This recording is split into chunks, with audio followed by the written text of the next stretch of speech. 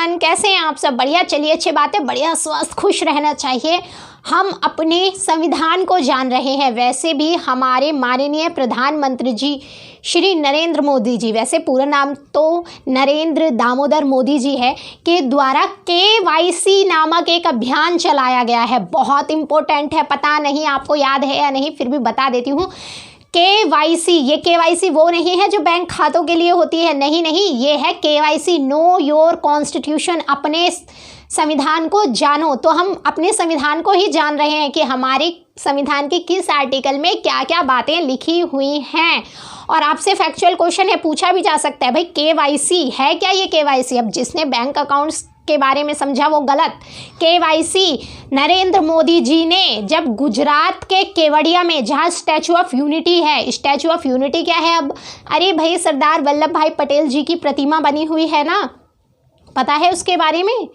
पता होना चाहिए। अपने देश में अब वर्ल्ड की सबसे बड़ी प्रतिमा है।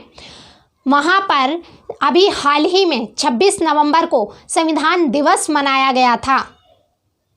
तो संविधान दिवस के उपलक्ष्य में एक आयोजन था। उस आयोजन को नरेंद्र मोदी जी ने कॉन्फ्रेंस के जरिए, आपको पता है कोरोना फैल रहा है तो वहाँ पर गए भी नहीं थे और इतना टाइमिंग नहीं है, तो कॉन्फ्रेंस के जरिए संबोधित किया था। तब नरेंद्र मोदी जी ने KYC अभियान के बारे में बात की थी। KYC अर्थात नो योर कॉन्स्टिट्यूशन, अर्थात अपने संविधान को जानो। तो प्लीज़ फैक्चुअल क्वेश्चन है, पता होना चाहिए, क्योंकि हम अपने संविधान के बारे में ही जान रहे हैं। चलिए, आज हम बात करने वाले हैं आर्टिकल 91, आर्टिकल 92 एंड आर्टिकल 93 के बारे में, कि इन तीनों आर्टिकल में, इन अनुच्छेदों में क्या बातें की गई हैं। और आप सब जानते हैं अभी हमारा भाग 5 चल रहा है। भाग 5 में अध्याय 2 है। अध्याय 2 में क्या है? पार्लियामेंट अर्थात संसद के बारे में बात कर रहे हैं। क्लियर रखिएगा कि कौन से भाग में कितने आर्टिकल हैं, साथ ही साथ किस अध्याय में कितने आर्टिकल हैं, किस अध्याय की। अध्याय 1, भाग 5 का जो अध्याय 1 था वो कार्यपालिका से संबंधित था। भाग 2 किससे संबंधित है? भाग 2 संसद से संबंधित है। चलिए देखते हैं अब अनुच्छेद 91 क्या 91 नहीं, सॉरी 91 बड़ा कन्फ्यूज़न हो जाता है भाई, मिस्टेक हो जाती है। तो अनुच्छेद 91 क्या कहता है? आर्टिकल 91 क्या कहता है? सभापति के पद के कर्तव्यों का पालन करने या सभापति के रूप में कार्य करने की उपसभापति या अन्य व्यक्ति की शक्ति। आप सब जानते हैं कि जब सभापति नहीं होते सदन में, तब उनकी जगह, सभापति की जगह उपसभापति बैठक की अध्यक्षता करते हैं। अगर उपसभापति नहीं है तो जो पैनल में नाम लिस्टेड है उनमें से कोई एक व्यक्ति बैठक की अध्यक्षता करेगा, क्योंकि बैठक बिना अध्यक्ष के नहीं होती, बिना पीठासीन अधिकारी के संपन्न नहीं होती बैठक। अब बैठक हो रही है तो उसमें एक बैठक के हेड तो चाहिए ही ना। तो यही बात कही गई यहाँ पर, सभापति के पद के कर्तव्यों का पालन करने या सभापति के रूप में कार्य करने की उपसभापति या अन्य व्यक्ति की शक्ति। तो ये अनुच्छेद किस में बात की गई है? अन्य व्यक्ति की शक्ति के बारे में, कि सभापति या सभापति उपराष्ट्रपति जी होते हैं, पता है आपको। तो अगर वो नहीं है, प्रेजेंट नहीं है, राज्यसभा में नहीं है या है भी, तो आप कई बार देखते हैं, आप कार्यवाही, एक बार मैंने फिर कहा है, आप लोकसभा और राज्यसभा के चैनल पर जाकर कार्यवाही देख लीजिए, आपको काफ़ी चीज़ें समझ में आ जाएंगी। तो वहाँ पर अगर सभापति नहीं है तो उनकी जगह उपसभापति या जो भी कोई व्यक्ति, जो एक लिस्ट बना दी जाती है कि अगर ये नहीं तो ये नहीं तो ये बैठक की अध्यक्षता करेंगे, तो उन्हीं के बारे में बात की गई है अनुच्छेद 91 में। जब सभापति का पद रिक्त है या ऐसी अवधि में जब उप राष्ट्रपति राष्ट्रपति के रूप में कार्य कर रहा है, आपको पता है कि सडनली कभी ऐसा हो जाता है, ऐसी सिचुएशन आ जाती है कि राष्ट्रपति जी के पद खाली नहीं छोड़ सकते, तो उपराष्ट्रपति जी को उनके पद का कार्यभार संभालना पड़ता है। इतने नए राष्ट्रपति जी नहीं आते। इस अवधि में, इस ड्यूरेशन में अब सभापति का पदभार कौन संभालेगा, तो उसके बारे में बात की गई है। क्योंकि अगर उपराष्ट्रपति जी ही राज्यसभा के सभापति होते हैं, अब जो उपराष्ट्रपति जी हैं वो राष्ट्रपति जी के पद के कर्तव्यों का निर्वहन कर रहे हैं, तो इतने समय में क्या सभापति का पद खाली रहेगा? क्या राज्यसभा में अध्यक्ष की बैठक की अध्यक्षता ही कोई नहीं करेगा? बिल्कुल नहीं, ऐसा नहीं हो सकता। सभी पद पर कोई ना कोई होना आवश्यक है।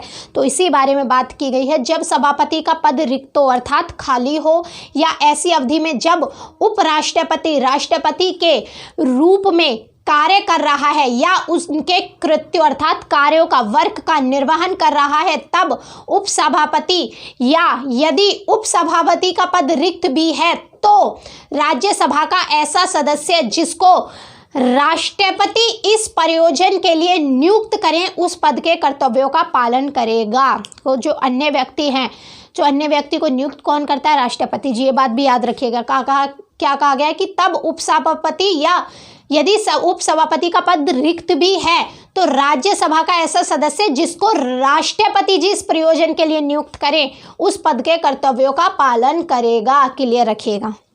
या तो राज्यसभा के सभापति हैं तो बिल्कुल अच्छी बातें नहीं है, तो उपसभापति नहीं है, तो जिस भी व्यक्ति को पीठ अध्यक्षता करने के लिए राष्ट्रपति जी अपॉइंट करेंगे, नियुक्त करेंगे, तो वो उन कर्तव्यों का पालन करेगा जो भी सभापति के कर्तव्य हैं। क्लियर। राज्यसभा की किसी बैठक से सभापति की अनुपस्थिति में उपसभापति या यदि वह भी अनुपस्थित है, यानी कि या तो सभापति या उपसभापति, अगर उपसभापति भी एब्सेंट है, अनुपस्थित हैं, तो ऐसा व्यक्ति जो राज्यसभा की प्रक्रिया के नियमों द्वारा अवधारित किया जाए, यानी कि जिसको अपॉइंट बैठाया जाए, कोई ना कोई तो करेगा, खाली नहीं रख सकते कि भाई चलिए बैठक शुरू कर दी जाए और अध्यक्ष है ही नहीं, पीठासीन कोई अधिकारी नहीं है, बैठ के हो रही है, ऐसा नहीं किया जा सकता।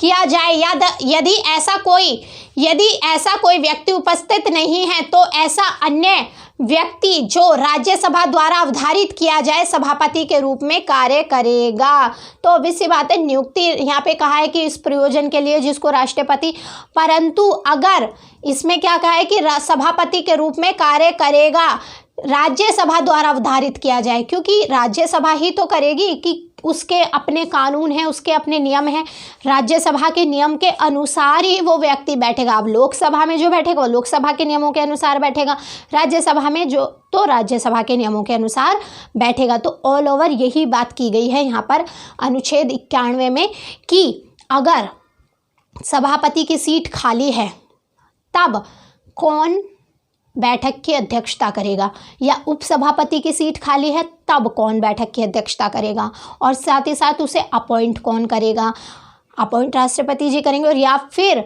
राज्यसभा के नियम के अनुसार वो व्यक्ति अपॉइंट किया जाएगा जिसको भी वो कार्यभार दिया जाए। तो ये सारी बातें अनुच्छेद 91 में आर्टिकल 91 में की गई हैं। अब बात करते हैं आर्टिकल 92 क्या कहता है। जब सभापति या उपसभापति को पद से हटाने का कोई संकल्प विचाराधीन है तब उसका पीठासीन ना होना, यानी कि कोई ऐसा प्रस्ताव संकल्प विचाराधीन है, अभी निर्णय नहीं आया है, सिर्फ विचार कर रहे हैं। याद रखिएगा क्या कहा गया है, विचाराधीन है, कि जब सभापति या उपसभापति को पद से हटाने का कोई संकल्प विचाराधीन है तब उसका पीठासीन ना होना, यानी कि तब वो सदन की जो कार्यवाही है उसकी अध्यक्षता नहीं करता। होता तो है परंतु होते हुए भी ना जैसा होता है, कि है भी नहीं भी। क्लियर। तो उसी के बारे में डिटेल्ड बातें अब देखेंगे। राज्यसभा की किसी बैठक में जब उपराष्ट्रपति को उसके पद से हटाने का कोई संकल्प विचाराधीन है तब सभापति, या जब उपसभापति को उसके पद से हटाने का कोई संकल्प विचाराधीन है, तो दोनों की बात की गई है, या तो सभापति और उपसभापति, अलग अलग अनुच्छेद में नहीं, एक ही अनुच्छेद में बात कर दी गई है। या तो सभापति को हटाने का संकल्प है विचाराधीन में, या उपसभापति को हटाने का संकल्प विचाराधीन है। तो क्या है, या देखिए दोनों के बारे में एक ही आर्टिकल में बात की गई, अलग अलग आर्टिकल नहीं है। तब उपसभापति उपस्थित रहने पर भी पीठासीन नहीं होगा, यानी कि बैठक की अध्यक्षता नहीं करेगा। उपसभापति पीठासीन नहीं होगा, होगा भी परंतु नहीं होगा। कई बार ऐसा होता नहीं है कि क्लास में कोई टीचर आ भी जाए, अरे भाई मैं हूँ भी, तब भी ऐसा लग रहा है कि मैं हूँ ही नहीं, बच्चे अपने में मगन रहते हैं। तो वही चीज़ें होगा भी या नहीं होगा, होगा भी परंतु नहीं भी होगा, एब्सेंस पता नहीं। तो पीठासीन नहीं होगा। और अनुच्छेद 91 आर्टिकल 91 के खंड 2 के उपबंध, यानी कि खंड 2, ये है खंड 2, खंड 2 के उपबंध ऐसी प्रत्येक बैठक के संबंध में वैसे ही लागू होंगे जैसे वे उस बैठक के संबंध में लागू होते जिसमें यथास्थिति सभापति या उपसभापति अनुपस्थित हैं। यानी कि अब उपसभापति या सभापति को हटाया जाना है, तब कोई और तो अध्यक्षता करेगा, तो ये उपबंध ये वो खंड 2, ये है 91 का खंड 2, तो वैसे ही लागू होंगे, ये बात भी कह दी गई है। अब देखते हैं और क्या बात की गई है। जब उपराष्ट्रपति को उसके पद से हटाने का कोई संकल्प राज्यसभा में विचाराधीन है। भाई उपसभापति और सभापति कहाँ होते हैं? राज्यसभा में होते हैं। लोकसभा में तो अध्यक्ष और उपाध्यक्ष होते हैं। तो हम कहाँ की बात कर रहे हैं? अभी राज्यसभा के बारे में बात कर रहे हैं। तो जब उपराष्ट्रपति को उसके पद से हटाने का कोई संकल्प राज्यसभा में विचाराधीन है, तब सभापति को राज्यसभा में बोलने और उसकी कार्यवाहियों में अन्यथा भाग लेने का अधिकार होगा। तो आपसे पूछ सकते हैं ये वाली बात कि क्या जब सभापति या उपसभापति को उनके पद से हटाने का संकल्प विचाराधीन है राज्यसभा में, तो क्या उनको बोलने का, राज्यसभा में बोलने का और उसकी कार्यवाहियों में भाग लेने का अधिकार है? तो बिल्कुल है, साफ लिखा है कि राज्यसभा में बोलने और उसकी कार्यवाहियों में भाग लेने का अधिकार होगा। किंतु वह अनुच्छेद 100 में किसी बात, अनुच्छेद 100 में बात की गई है, डिटेल्ड हम बात करेंगे, परंतु आपको छोटा सा बता देती हूँ। वहाँ पे बात की गई है कि अगर सदन में मतदान होना है, कोई कार्य होना है और कुछ सीट रिक्त हैं, तब भी वो कार्य किया जाएगा और किस तरीके से किया जाएगा, ये सारी बातें लिखी हुई हैं उसमें। डिटेल जब हम आर्टिकल 100 पढ़ेंगे तब बात करेंगे, परंतु इतना मैंने आपको बता दिया है। तो ये कहा गया है कि वह अनुच्छेद 100 में किसी बात के होते हुए भी ऐसे संकल्प पर या ऐसी कार्यवाहियों के दौरान किसी अन्य विषय पर मत देने का बिल्कुल हकदार नहीं होगा। तो ऑल ओवर ये बात की गई है इसमें कि वो कार्यवाहियों में तो भाग ले सकता है, बोल सकता है, परंतु मत नहीं दे सकता, वोट नहीं दे सकता। क्लियर? ये बात याद रखिएगा, डिफरेंस याद रखिएगा। आपसे पूछा जा सकता है कि भाई संकल्प विचाराधीन है हटाने का, तो क्या वो राज्यसभा की कार्यवाहियों में भाग ले सकता है, बोल सकता है? तो बोल सकता है, बिल्कुल बोल सकता है। क्या पता वहाँ पे ये दे दे कि भाग नहीं ले सकता, तो नहीं, ये गलत होगा। भाग ले सकता है, बोल भी सकता है, परंतु वोट नहीं दे सकता, मत नहीं दे सकता। क्लियर? अब यहाँ तक राज्यसभा की बात यहाँ समाप्त हो गई। अब अनुच्छेद 93 पढ़ेंगे यहाँ से, लोकसभा के बारे में, लोकसभा के अध्यक्ष उपाध्यक्ष के बारे में बात शुरू होगी। तो अनुच्छेद 93 आर्टिकल 93 क्या कहता है? 93 लोकसभा का अध्यक्ष और उपाध्यक्ष, जैसे राज्यसभा में सभापति और उपसभापति होते हैं, इसी तरह लोकसभा में अध्यक्ष और उपाध्यक्ष होते हैं। लोकसभा यथाशक्य शीघ्र अपने 2 सदस्यों को अपना अध्यक्ष और उपाध्यक्ष चुनेगी और जब जब अध्यक्ष या उपाध्यक्ष का पद रिक्त अर्थात खाली होता है, तब तब लोकसभा किसी अन्य सदस्य को यथास्थिति अध्यक्ष उपाध्यक्ष चुनेगी। तो इतनी सी बात की गई है कि तो ऑल ओवर ये बात की गई है कि जो लोकसभा अपने में से ही अध्यक्ष और एक उपाध्यक्ष चुनेगी। अगर ये पद रिक्त होता है, क्या है कि तब तब लोकसभा किसी अन्य सदस्यों को यथास्थिति अध्यक्ष और उपाध्यक्ष चुनेगी। तो इतनी सी बात की गई है। बाकी डिटेल्ड और क्या है इनके बारे में प्रावधान, वो हम नेक्स्ट वीडियो में देखेंगे। थोड़ा थोड़ा खाइए, सब कुछ समाप्त हो जाएगा। और रटने से ये बिल्कुल याद नहीं होंगे। आप सोचें कि एक दिन मैं पढ़ने बैठूंगा रटूंगा, ये रटने वाली चीज़ नहीं है ना। आप इनको याद ही कर सकते बस 15-20 दिन में, 15-20 दिन में 10 अनुच्छेद, भाई 10 आर्टिकल इस दिन, 10 आर्टिकल इस हफ्ते, 10 अगले हफ्ते, 10 अगले हफ्ते, इस तरीके से बस एक बार नज़र के सामने से निकालते जाइए, रिवाइज़न करते जाइए, चीज़ें याद हो जाएंगी। क्योंकि इनको आप रट नहीं सकते बिल्कुल भी। बस इनको तो कंटिन्यूटी में, जब तक आपका एग्ज़ाम क्लियर नहीं होता, हफ्ते में 10 दिन में 10-10 आर्टिकल करके सिर्फ अपने नज़रों के सामने से निकालते जाइए। फिर क्या होगा, जब आप एग्ज़ाम में बैठेंगे तो ये चीज़ें आपको वहाँ पे रिकॉल, एकदम रिवीजन हो जाएगा। हाँ, ये चीज़ मैंने पढ़ी थी, ऐसे थी। क्योंकि अगर आप रटने बैठे एक बार में सोचे मैं सब कुछ याद कर लूँगा, ऐसा बिल्कुल नहीं होता। और ये ट्रिक वगैरह, ये सब ट्रिक के चक्कर में एग्ज़ाम गलत हो जाता है पूरा का पूरा। क्योंकि ट्रिक किस चीज़ की ट्रिक बनाएंगे? अपने दिमाग को बस मैसेज दीजिए कि मैं जो पढ़ रहा हूँ मुझे सब याद है। देखिए आपको याद होना शुरू हो जाएगा सच में।